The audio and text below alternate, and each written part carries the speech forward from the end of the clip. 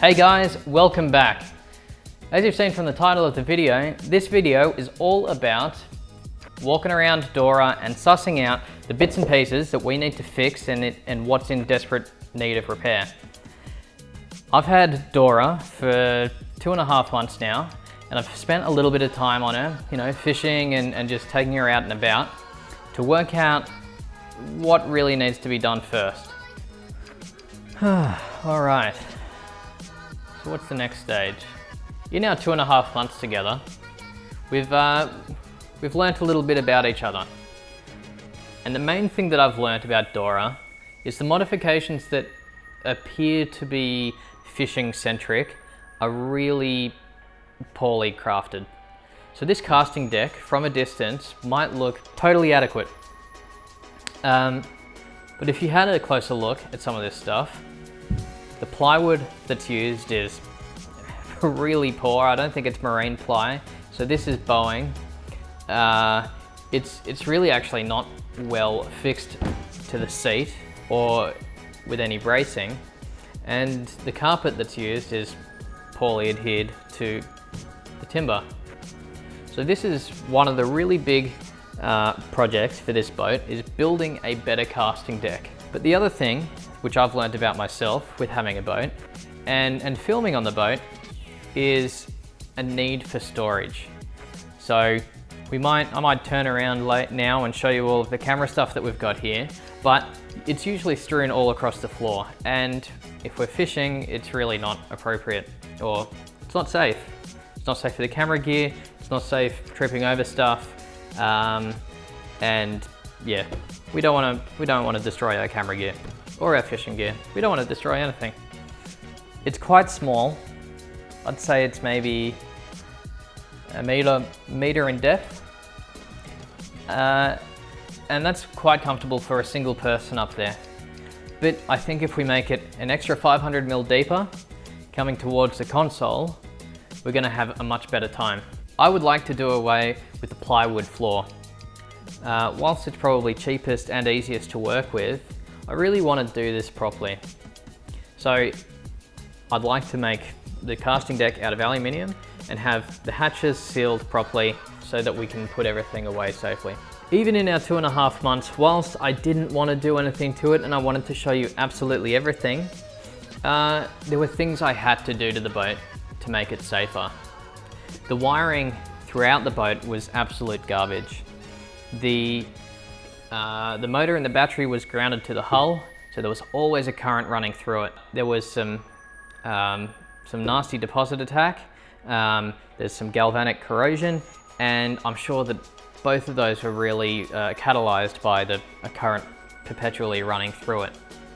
So strolling into shot and looking at the bow here, for you boat spotters or train spotters, you'll notice this little piece of aluminium parallel flat bar, and I've bolted this to the front of this, so the bar to the rail, because I needed a spot to mount our transom electric motor.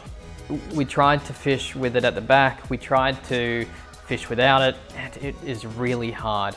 And those with a boat know that the electric motor is really one of the most important things when you're fishing. This is so poorly jerry-rigged, and you can see here that I can rock this back and forth.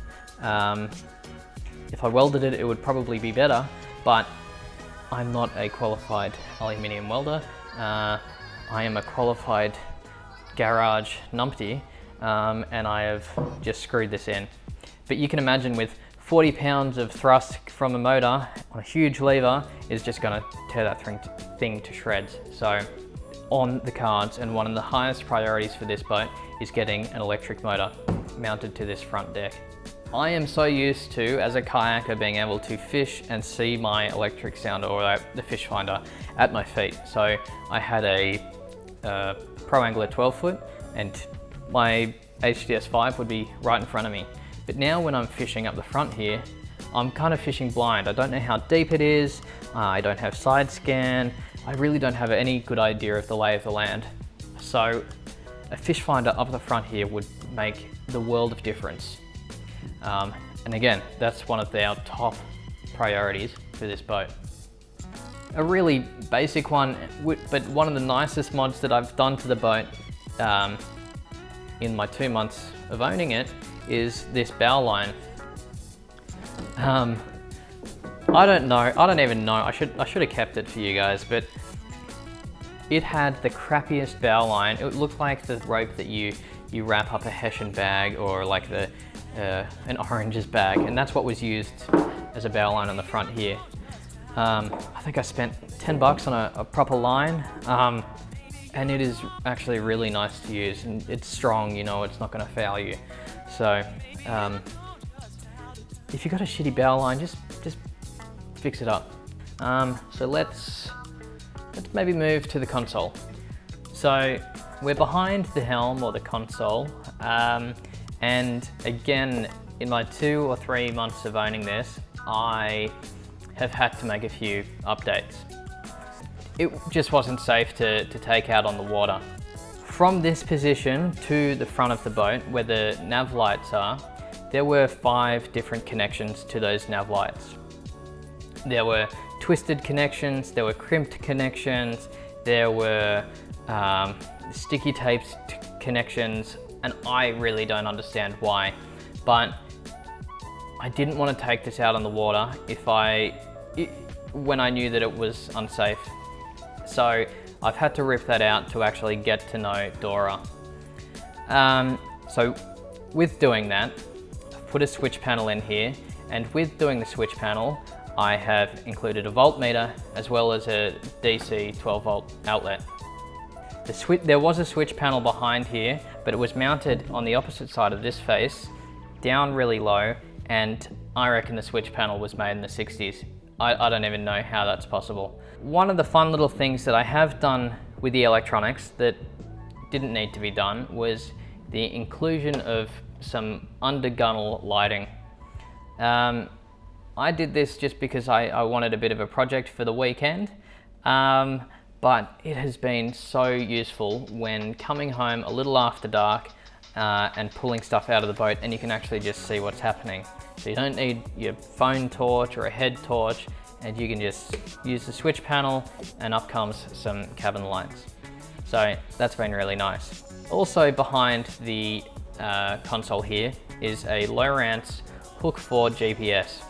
This is a good unit for the price tag, but it is missing some features that I am sorely missing from my kayak days. This provides speed, which is really important for a motor of this side that doesn't actually give you a speedo, but it also gives you the depth. So 2 really important things that you need to have in a boat. I'm really missing my maps, I'm missing down scan imaging, and I'm also missing side scan.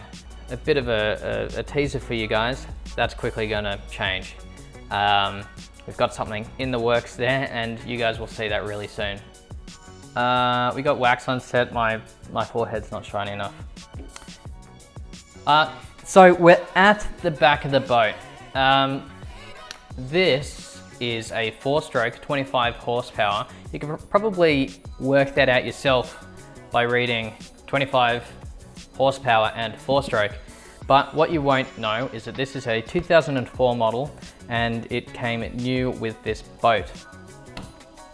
I don't know anything about motors. I don't know the history of this motor. I don't know about the service history.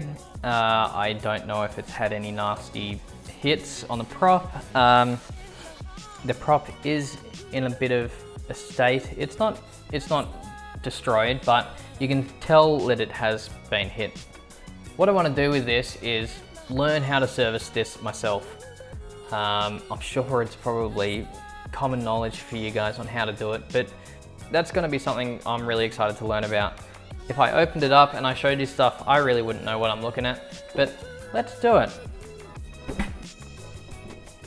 I don't know what I'm looking at, but from inside, it looks like there is minimal corrosion. Again, I don't know what I'm looking at, but throughout these videos, I'm going to learn, and I'll get someone on here that knows what they're doing to tell you about this motor, because it's a good little motor. What else can I tell you?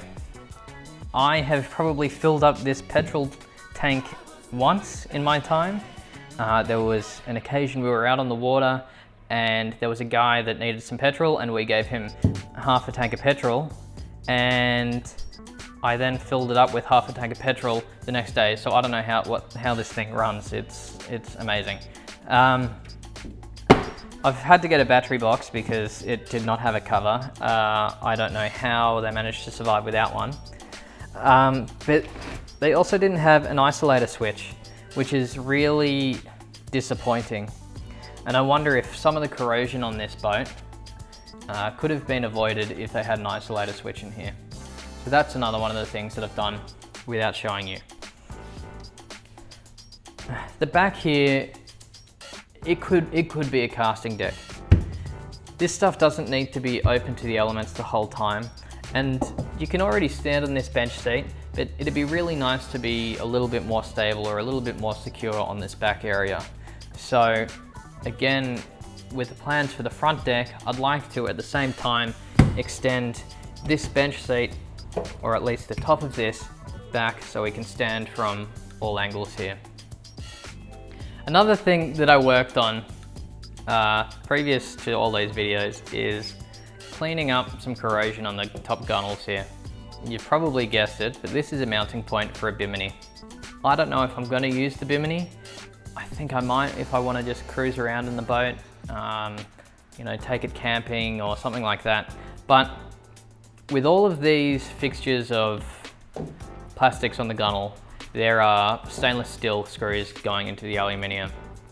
I don't know if it's just the age of the boat or it was just who actually fitted these things, but there was no isolator between the stainless steel and the aluminium. And for those in the know have obviously guessed that causes galvanic corrosion. I'll cut in some video or some photos of what this actually looked like beforehand. But the stainless ate away at the aluminium, it ate away at the paint. So I pulled everything up, scraped everything up, cleaned it all, repainted the surface, and then I used a substance called Dura to isolate the stainless steel from the aluminium when refixing the fasteners. That was another thing that I wanted to do, just get it done and dusted and not have to worry about it. What I forgot to mention earlier on the front casting deck is there is a total lack of Livewell on this boat. It's really no surprise. I think somebody who does this sort of stuff to a boat isn't really going to be competent enough to put a Livewell in the boat. It's really important for me because I would love to fish some of the brim tournaments. I would love to keep some squid live if I ever want a live bait or just want to keep them fresh for a feed. I need a Livewell, and I want to put it here on the front casting deck because currently the boat is very rearward biased in its weight distribution. That's one for a little later. But firstly, let's catch some fish on this boat. And we're going to do that with a fish finder and an electric motor. The thing that I love about Dora is just how small she is. Transitioning from a kayak to a boat I thought would be really daunting, and to a degree it still sort of is. Dora is super rough around the edges, especially from the fishing sense. If you just wanted a tinny, she'd be perfect. But for fishing, she is lacking in a lot of regards. She wasn't expensive, she wasn't cheap, but she's made of good stock. She's a great hull, it's a good motor, and there's just enough stuff that I would love to build her up and make her mine. So thanks for watching all the way through to this, guys. It's something really new for me to show a video like this, and it means a lot that you guys are here with me. If you haven't subscribed already, please subscribe because it means a whole lot to the channel. We want to present so much more information and educational stuff for you guys to learn. We want to spend a lot of time being out there and fishing and showing you more cinematic stuff as well. And to motivate us, we need you guys to be on board, and numbers is a really good way of showing your support. So again, please subscribe, it means so much. The next video is all about installing some low rant sounders. Watch that video. We're going to take you through the electronics of it, and also how I'm going to set up the mounting of it to make it a little bit more modular and a little better to fish from. So check out those videos and see you next time.